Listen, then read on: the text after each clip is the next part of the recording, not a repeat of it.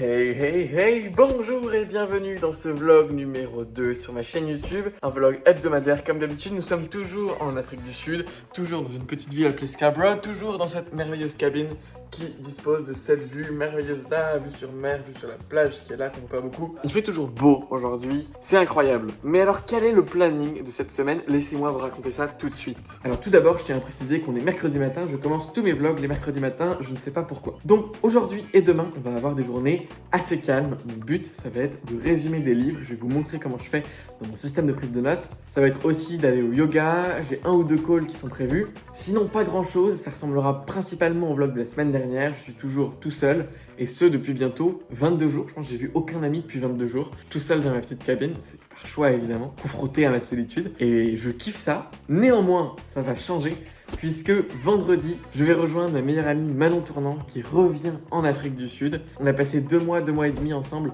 non-stop, on a fait une coloc ici en Afrique du Sud. Elle est repartie en France pour les fêtes de Noël et pour retravailler un petit peu. Et elle revient donc vendredi.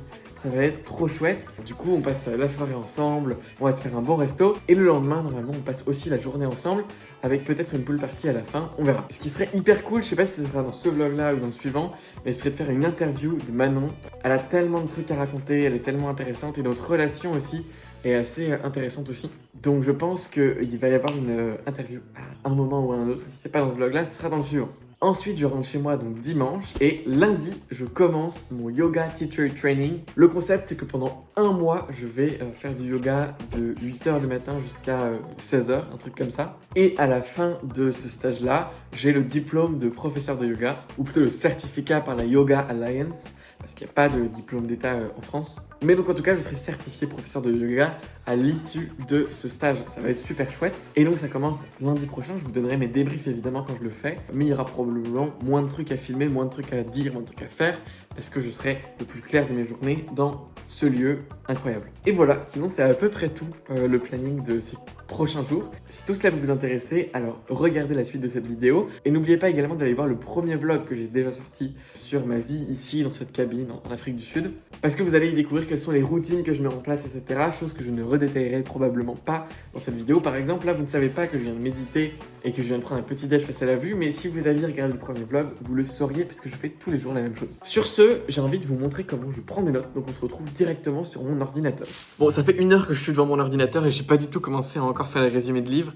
Je me suis fait attaqué par une avalanche de tâches administratives. J'ai eu des to-do qui sont arrivés en automatique. En revanche, il y a un truc cool que j'ai fait, c'est que j'ai commandé une carte American Express. Je vais vous montrer. Bon, alors American Express, ils ont plein de types de cartes différents. Il faut bien comprendre que c'est vraiment des cartes de crédit. Donc c'est pas des comptes en banque. Tu n'ouvres pas un compte American Express, tu as juste une carte de paiement American Express qui peut en plus te donner un délai de paiement supplémentaire, genre de 30 jours par exemple. À quoi ça sert maintenant cette carte American Express? Eh ben en réalité, ça sert pas à grand chose, sauf si, tu fais du e-commerce et auquel cas tu as besoin d'un délai de paiement supplémentaire pour avoir un cash flow plus important, genre tu retardes tous tes paiements de 90 jours pour avoir 90 jours de roulement en plus. Ou bien tu voyages beaucoup et auquel cas tu vas avoir des assurances supplémentaires, l'accès à des lounges, des trucs comme ça. Mais surtout tu vas récupérer des miles Air France à chacun de tes achats. Donc moi j'ai peut-être 15 000 € ou un peu plus ou 18 000 € de dépenses par carte par mois, surtout au niveau de la publicité. Et donc ce qui est cool, c'est que grâce à la carte que moi j'ai prise sur American Express là, la carte Gold, et ben en fait regardez qu'est-ce qui se passe. On peut me donner en gros pour chaque 10 € dépensés 10 miles, ce qui est assez ouf. Et si vous dépensez chez Air France et tout le bordel, 15 miles. Donc ça fait que par exemple si je dépense, je sais pas, 18 000 € avec ma carte dans le mois, ça fait que je récupère 18 000 miles. Et donc 18 000 miles x 12, ça fait 216 000 miles. Or, un Paris-Bangkok en classe éco, par exemple, c'est environ 50 000 miles.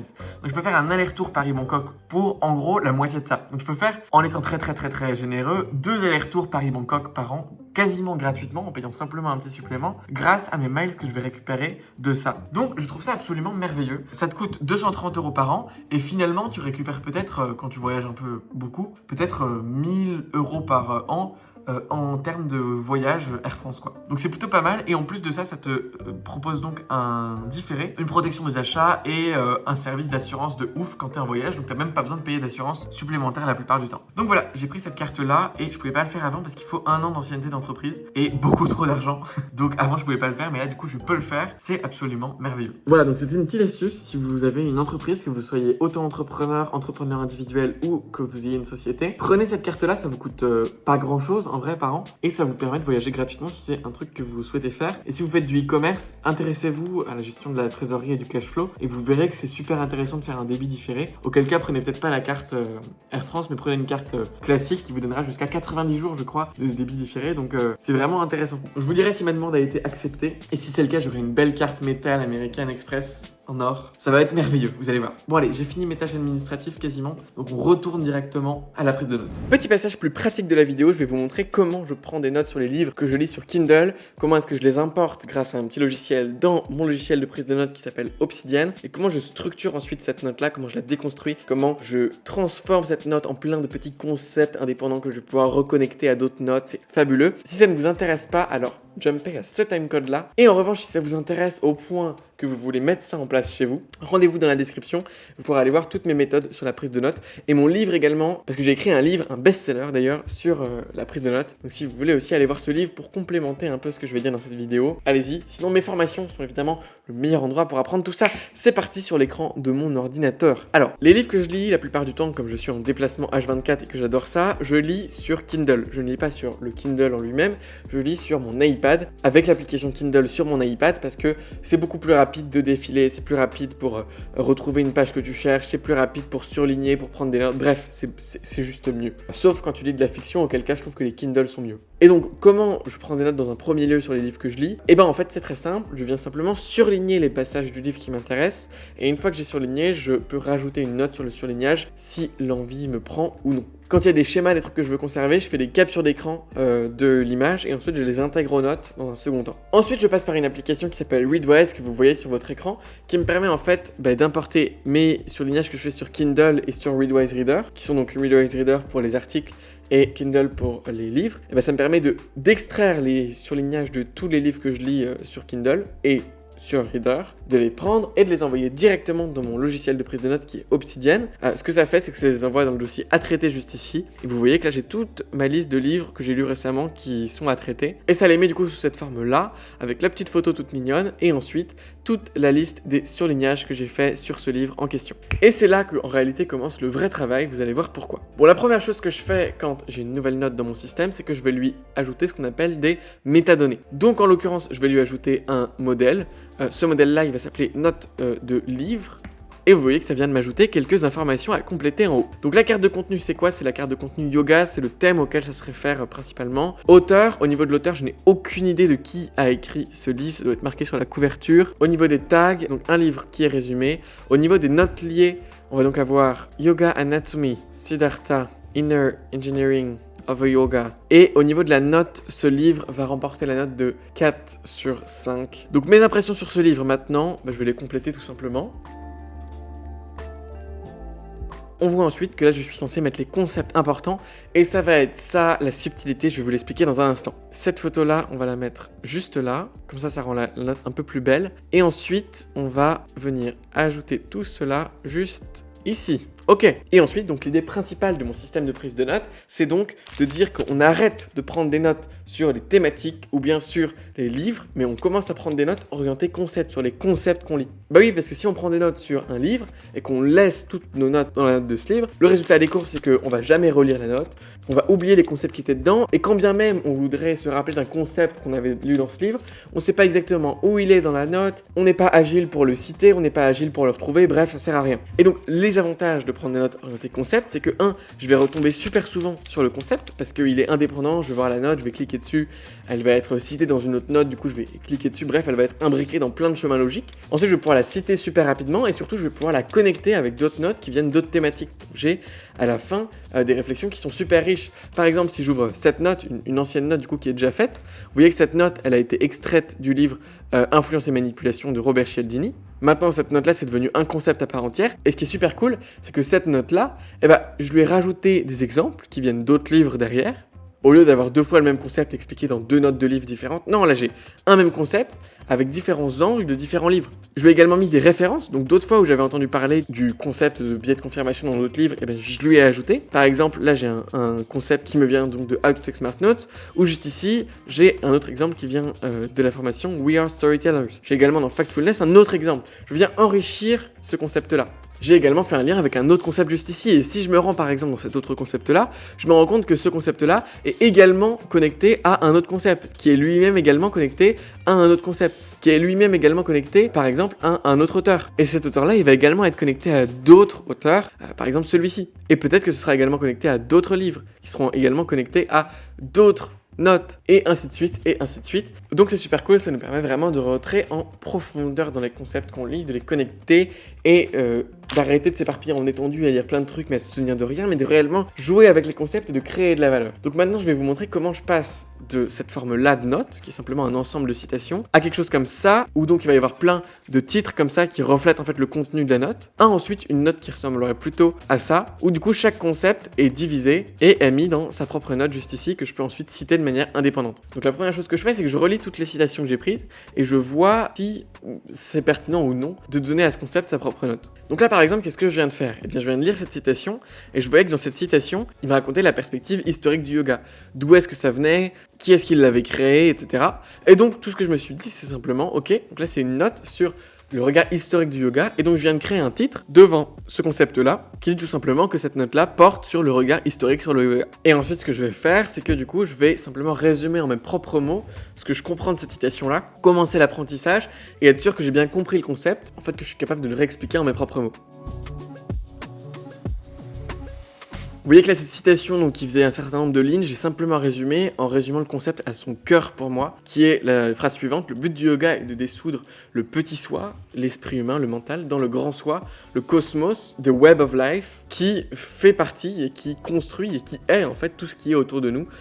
Donc en fait on en fait partie, et l'idée c'est de dissoudre le petit soi pour faire complètement partie du grand ensemble qui est autour de nous. C'est pas clair du tout ce que j'ai dit, mais allez voir ma vidéo sur le pouvoir du moment présent si vous voulez comprendre ça et que vous n'avez pas capté ce que je voulais dire. Ok, ça y est, je viens de finir de prendre des notes sur le livre que je voulais prendre en note ce matin, Light on Yoga, un livre génial. En fait, dans ma première lecture avant Vipassana, je me disais c'est un peu vague, c'est un peu flou, je comprends pas tout. J'ai fait Vipassana, j'ai compris plein de trucs, je le relis le livre, je me dis tout est limpide, tout est clair, c'est une philosophie de vie incroyable. Voilà, donc comme quoi le savoir quand il est intégré dans le corps et vécu, bah, il permet de beaucoup mieux comprendre des vulgaires mots quoi. En tout cas c'est un excellent livre, Light on Yoga, si vous voulez vous renseigner un peu plus dans la philosophie du yoga disons. Du coup là j'ai fini de mettre en dessous de chaque titre le concept approprié, et là je vais simplement prendre un plugin pour mettre le titre que je viens de mettre comme titre de la note et ce qu'il y a en dessous comme le cœur de la note quoi. Et comme ça tout sera déconstruit et tout sera divisé dans sa propre note, ce sera merveilleux. Je viens de faire un call avec une personne trop cool qui s'appelle Timothée. Bon en gros le gars est super sympa, clairement on peut être super potes. Juste en fait il m'avait demandé du coaching et tout. D'habitude je le fais payer et je lui ai dit bah non mais c'est gratuit pour toi.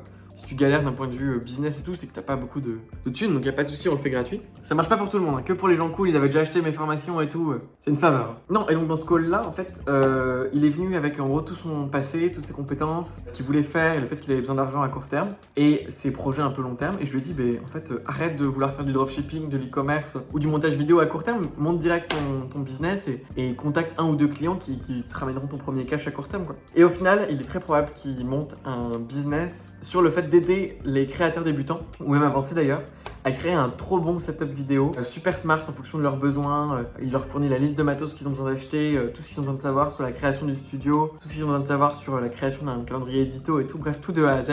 Donc typiquement, ça pourrait cibler des gens qui sont gros sur LinkedIn, qui vendent plein de produits mais qui veulent se mettre à la vidéo, ou des gens qui ont un petit setup, tu vois, actuellement ils filment avec leur iPhone, une caméra, mais c'est chiant à chaque fois d'installer et de désinstaller. Voilà, un setup permanent trop stylé. Voilà, donc ça ciblerait plus ou moins ces gens-là, et il y aurait de l'acquisition par exemple YouTube, des vidéos comme le meilleur setup à 500 balles ou à 700 balles. Ça pourrait être super cool je pense, et du coup je pense que je vais l'accompagner, et il y aurait peut-être une synergie à créer avec Atomic Thinking, du coup peut-être faire une formation en collab, je ne sais pas, on verra. En tout cas je pense que ça peut être super cool tout ça. Je vais reprendre la partie résumé de livre là, et j'essaye de faire un timelapse. Bon, je vous montre jamais ça. Et là, le cours de yoga était vraiment dur. En fait, je fais du power yoga.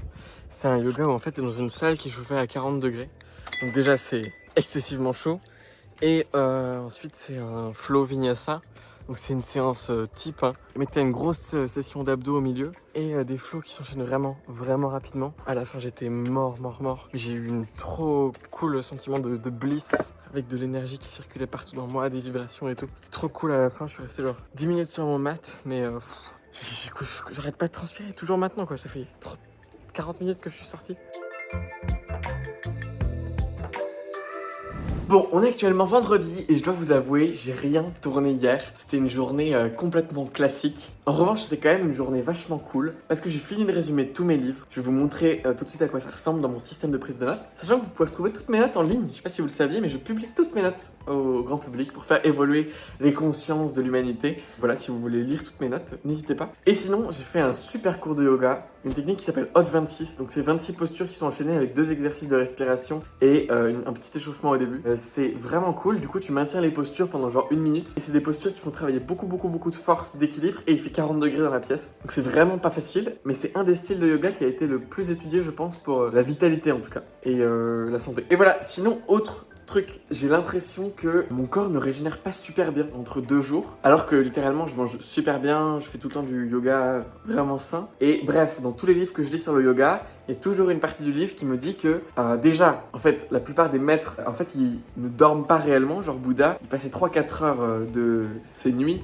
à juste simplement être allongé et à rester en fait conscient de ses sensations en permanence et là dans un état de plus ou moins le même que le sommeil profond mais avec une conscience diffuse et donc il récupérait beaucoup plus rapidement. Et j'ai également vu pas mal de fois que en fait c'est plutôt positif de dormir en Shavasana, donc la position où tu es juste sur le dos et par terre, parce que en fait de cette manière là ta colonne elle repose sur occiput, omoplate, sacrum. Ça permet à ta colonne de se rééquilibrer grâce à la gravité, alors que quand tu es dans le lit c'est pas à ta colonne de se rééquilibrer, c'est le lit qui compense les petits désalignements de ta colonne et au final tu te réveilles et ton corps est pas régénéré quoi. J'ai envie de me lancer un peu un défi et tout le mois où je vais faire ma formation prof de yoga, je pense que je vais dormir sur le futon. Comme ça voilà, je serai vraiment en conscience de mon corps et je pourrais vraiment faire un test un peu scientifique pour savoir si à la fin je dors mieux, je suis plus régénéré, etc. Et là j'ai environ 2h30 de travail avant de manger, d'avoir un call et puis ensuite de rejoindre mon ami Manon à Cape Town qui est arrivé hier. Ça va être trop cool, donc cette journée est vraiment très enthousiasmante.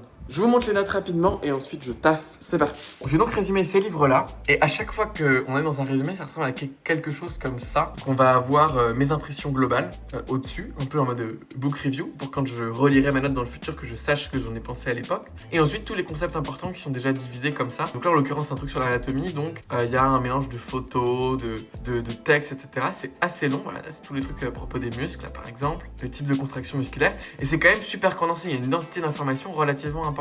Et si on va en voir un autre, par exemple celui-ci, Inner Engineering of a Yogi, pareil, mes impressions, le résumé rapide, et ensuite tous les concepts importants comme ça. Et là, il y en a encore plus, il me semble. C'est assez infini. Mais donc, ce qui est super cool, c'est qu'une fois qu'on a divisé ça comme ça, on peut tout simplement afficher l'ensemble sous une vue graphique. Voilà, et là, ce graphe-là, par exemple, il représente du coup toutes les notes que j'ai qui se réfèrent directement à ma note yoga. Donc vous voyez qu'on a plein de trucs super intéressants. C'est assez ouf de pouvoir se déplacer là-dedans.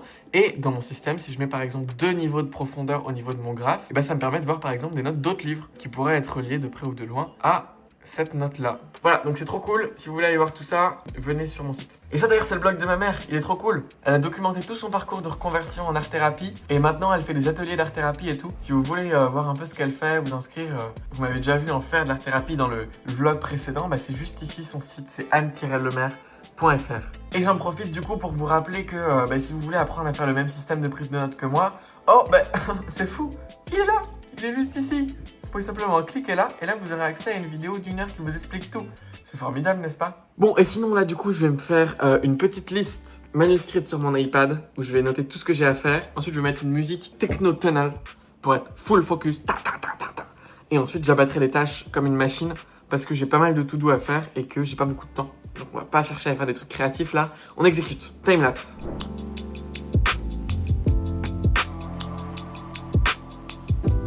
Je suis mais époustouflé. C'est un truc de ouf. Je viens d'utiliser pour la première fois ChatGPT d'une manière utile. Non, en réalité, c'est que j'avais besoin d'un contrat parce que je fais une nouvelle collaboration avec une nouvelle personne. Et j'avais besoin d'un contrat pour encadrer la collaboration. Je fais toujours ça, comme ça au moins c'est clair. Et si on a un problème juridique à un moment, on sait les bases qu'on avait établies au début. Bref, la plupart du temps quand je fais ça, je fais appel à un avocat que je connais et tout. Et il me facture entre 200 et 300 euros par contrat. Ce qui est très important quand même pour une personne comme moi. Après, bon, le truc c'est que normalement je peux réutiliser le contrat à plusieurs reprises. Enfin, voilà, c'est un peu un modèle qui me fournit. Mais c'est super cher. Or là, je viens d'écrire un prompt qui m'a généré un contrat parfait en 3 secondes. Ça m'a fait gagner, mais littéralement, je pense, une heure de temps de parler avec l'avocat et 300 €. C'est un délire. Je pense vraiment que les avocats vont avoir de moins en moins de boulot dans les années à venir parce que toutes les questions légales, en fait, peuvent être répondues par ChatGPT. Après, ChatGPT, encore une fois, c'est juste une prédiction de texte comme marcherait votre clavier sur votre téléphone quand il prédit des mots. Donc, il n'y a en aucun cas une garantie que ce sera juste, tu vois, ce qu'il va vous répondre. C'est juste une prédiction de ce que la plupart des humains auraient répondu. Mais là, en l'occurrence, pour avoir déjà analysé des contrats par le passé, il y a littéralement toutes les parties qu'il faut avoir dans un contrat pour qu'il soit valable. Et le prompt, si vous voulez le réutiliser, j'ai simplement mis « Tu es un avocat. Écris un contrat entre moi, Elliot Meunier, et l'autre. Le contrat encadre une collaboration autour d'une formation en ligne appelée On partage la marge nette à Je facture les clients avec mon entreprise Atomique. Il me fait une facture chaque mois. Je détiens la propriété du contenu. » C'est tout ce que j'ai écrit. Et donc, il m'a mis tous les différents paramètres dans le contrat. C'est un délire. Je suis tellement content. Voilà. Je voulais juste partager ça avec vous. Alright, bien arrivé chez Manon. Je vais la rejoindre. C'est parti, les retrouvailles.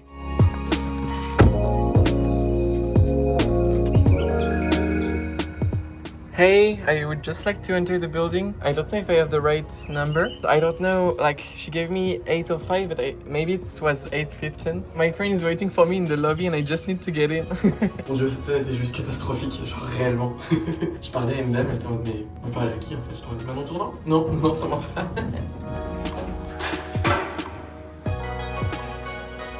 Manon?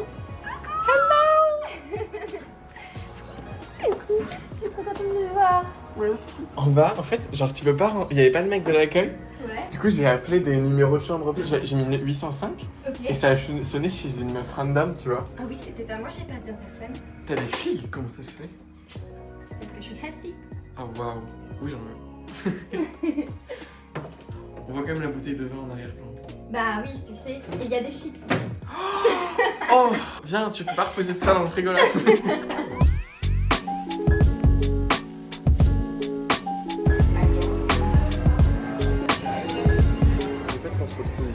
Ouais. Peut-être Un signe de quoi? On vaut mieux cette plante. J'aime la profondeur de nos conversations. C'est vraiment comme ça que je qualifierais notre relation.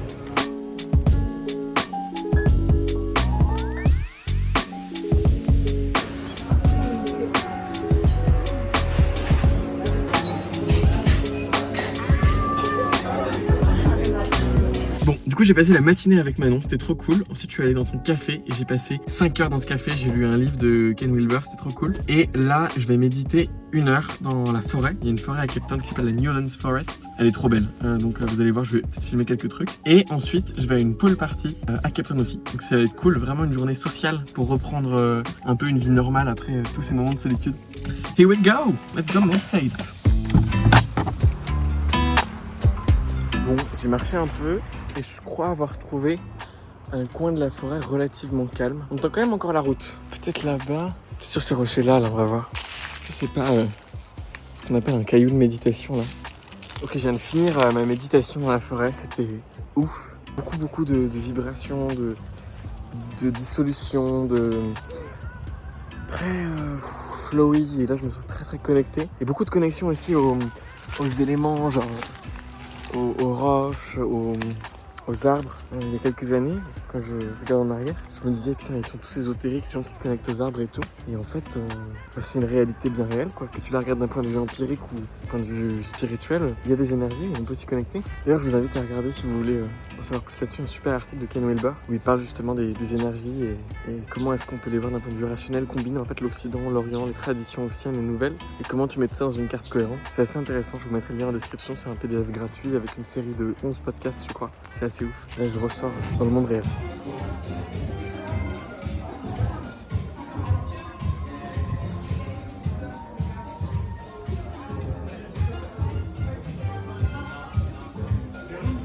Finalement, je me retrouve à dormir dans la villa parce que je vais pas conduire maintenant.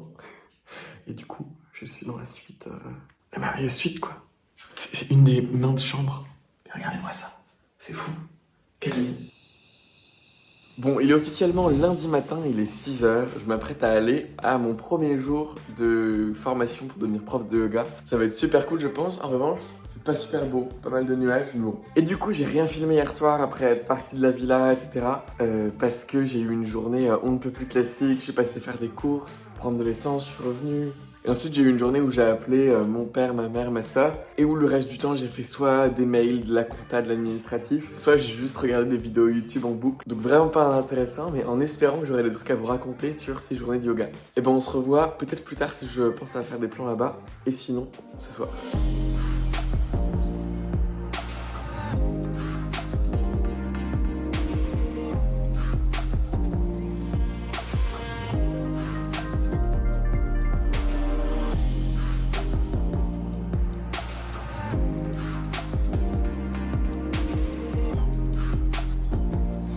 On est lundi soir et en réalité les images que vous venez de voir, elles n'ont pas été filmées aujourd'hui mais elles ont été filmées demain. J'ai rien filmé aujourd'hui en vrai parce que déjà je suis arrivé en retard et je me voyais pas filmer le premier jour. En revanche demain je vais vous faire plein d'images d'illustration, je vais essayer. Donc vous verrez un peu à quoi ressemble l'endroit où je vais passer toutes mes journées quand même pendant le mois qui vient. Donc voilà, maintenant je vois que avec ce type de journée là que je viens d'avoir, il est clair que je pourrais pas continuer les vlogs ou du moins ça servira à rien parce que je vais rien faire en fait en dehors du yoga. Là je suis rentré, j'ai fait un peu de logistique pour la maison là et ensuite j'avais un call de coaching qui s'est super bien passé d'ailleurs. Je rentre quasiment à 16h30, 17h chez moi et j'ai plus de temps pour rien quoi derrière. Sachant que du coup je dois me lever à 6h, enfin je dois partir d'ici à 6h en voiture pour éviter les bouchons. Donc c'est un peu chaud niveau timing. Mais sinon, pour faire un petit débrief de cette première journée de stage de yoga, les gens sont juste trop sympa. Vraiment, il n'y a pas une personne que j'aime pas dans le groupe. C'est vraiment une trop bonne énergie, que des gens qui veulent apprendre. J'ai vraiment beaucoup de chance, je pense, d'être tombé sur cette qualité de groupe-là. Au niveau du prof, il est vraiment top. Il s'appelle Jim Harrington, vous pouvez aller voir des vidéos de lui sur YouTube si vous voulez. Il est vraiment très centré sur l'anatomie et tout, donc ça rejoint pas mal une approche que moi j'ai. Après, c'est pas super avancé, donc j'apprends quasiment rien. Maintenant, c'est toujours cool de revoir les bases et je pense que c'est le fait de le répéter tous les jours qui va me permettre d'apprendre quelque chose au final, quoi. Mais bref, c'est quand même un programme assez intense et demain, c'est reparti à 6h du mat', donc je vais me coucher et je vais quand même essayer de vous reparler un cher vlog avant la fin de cette semaine. Plein de bisous.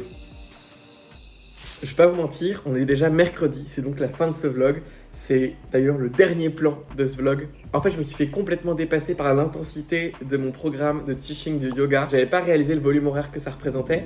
C'est quand même du 5h30 parce que je dois pas mal conduire jusqu'à 17h tous les jours. Sachant qu'en plus, la plupart de la semaine, après, je fais des calls le soir. Donc, j'ai vraiment zéro temps pour faire des vlogs ou pour faire quelconque autre activité en dehors du yoga. Mais donc, pour vous faire un petit récap quand même de ces 3 premiers jours de stage de yoga, si peut-être vous êtes intéressé à faire vous-même un stage pour devenir prof. Premièrement, le lieu est juste magique. C'est vraiment un espace propice pour dédier toute sa concentration et son attention au fait de progresser et d'apprendre plein de trucs sur le yoga. Les gens sont également super cool. En vrai, tout le monde a des super bonnes énergies et super ouverts. Et c'est vraiment agréable d'être dans un environnement où il y a vraiment des gens qui sont juste alignés et ont des bonnes énergies, quoi. Et du coup, c'est juste agréable de travailler dans un environnement comme ça. Et ensuite, en ce qui concerne l'enseignement en lui-même, je dirais que ce que je reproche un petit peu à l'enseignement, mais en général à l'enseignement du yoga, je pense, là je généralise, mais dans mes expériences, c'est genre comme ça dans 80-90% des cas. En fait, c'est un poil décousu. C'est-à-dire que souvent, les cours vont commencer par un cercle de parole qui va un peu être démodé, qui va nous emmener sur un autre sujet qui n'était pas prévu, qui va ensuite ramener sur un autre cercle de parole où le prof va poser des questions. Et en fait, ça s'arrête pas. Et au final, il n'y a pas eu de trucs concrets. Donc finalement, en fait, en 4 heures, on voit un certain nombre de trucs qu'on aurait pu voir probablement en 30 minutes ou en 1 heure. Donc moi, dont le métier, c'est quand même de faire de la pédagogie, je me dis, d'un point de vue pédagogique, c'est catastrophique. Le teacher training programme, au lieu de durer 200 heures, il pourrait en durer 50, on aurait vu exactement les mêmes choses à la fin. Et puis pour en parler avec les autres élèves, tout le monde ressent plus ou moins la même frustration concernant ce manque de structure. Donc je pense que globalement, c'est le truc qui me chagrine le plus. Sinon, en dehors de ça, les professeurs sont très bons. Ils ont vraiment beaucoup travaillé eux-mêmes sur la compréhension du yoga. Il y a un rapport très fort avec l'anatomie et la physiologie, ce que j'aime beaucoup, parce que moi aussi, c'est ma manière première de concevoir le mouvement. Donc ça, c'est vraiment cool. Et puis ensuite, les professeurs complémentaires viennent apporter vraiment des trucs complémentaires. Genre des trucs de free flow à l'intérieur des mouvements de yoga. Aujourd'hui, on a appris une partie du sanskrit, qui est le langage dans lequel est écrit le yoga, toutes les positions du yoga et les yoga sutras de Patanjali. Bref, donc je pense que c'est vraiment un bon enseignement. Maintenant, du coup, il y a le manque de structure et le fait que quand même, comme j'avais déjà un niveau assez avancé en yoga, et en dehors du niveau juste que j'avais déjà lu 4-5 livres sur le yoga, plus que j'avais déjà appris l'anatomie et l'analyse fonctionnelle du mouvement avant, et que j'ai également fait de la biologie, et j'apprends pas grand chose, quoi. Donc c'est beaucoup de patience de mon côté à voir, J'ai l'impression de me retrouver un peu au cours du lycée où je sais déjà tout avant de rentrer dans la salle, mais faut quand même que j'y trouve quelque chose. Donc c'est pas toujours facile, mais je pense qu'à la fin, quand même, ce sera une belle aventure. J'aurai énormément progressé en yoga et j'aurai quand même appris quelques trucs. Voilà, donc je pense que je vais arrêter les vlogs là pour tout le mois. Donc c'était le deuxième vlog et peut-être le dernier avant un long moment avant que je reprenne les vlogs. J'espère qu'ils vous auront plu, en tout cas ces deux épisodes là. J'ai pas encore eu vos feedbacks sur le premier avant de voir le deuxième, mais j'espère qu'en tout cas ils vous plaisent. Dites-moi tout ce que vous pensez sur tout ce que j'ai dit et sur ce format en commentaire. Navré de finir ce vlog de cette manière-là, mais j'avoue que je me vois pas continuer là avec ce rythme effréné. Quand même, juste, je vais finir juste comme ça, quoi, en vous remontrant cette vue. Allez, bisous.